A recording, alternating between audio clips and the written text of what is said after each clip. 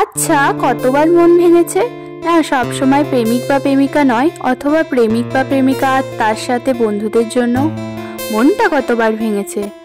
জীবন চলতে এই ধাক্কাগুলো তো আমরা সবসময় পাই, এমনকি ফ্যামিলির মানুষদের কাছ থেকেও।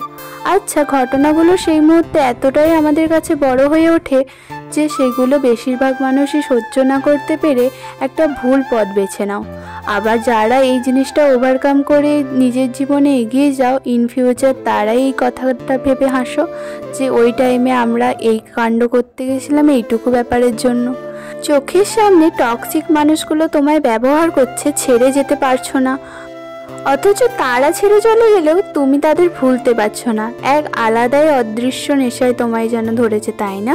ঠিক সিগারেটের মতো, ছাড়লে কষ্ট আর ধরলে মরণ। তাহলে কি করতে হবে?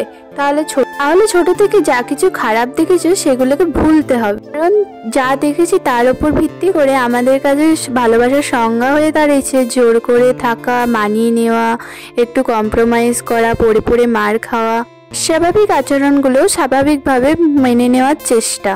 ছোটবেলা থেকে এইভাবে দেখতে দেখতে বড় হয়ে ওঠার সময় আমাদের চোখের সামনে যখন এই ঘটনাগুলো ঘটে, আমাদের কাছে খুবই কমন লাগে যে এটাই তো ভালোবাসা, এটাই তো ঘটে চলেছে, এটাই ঘটবে, এটা সবসময় আমাদের মেনে নিতে হবে। কিন্তু একদমই সেটা নয়।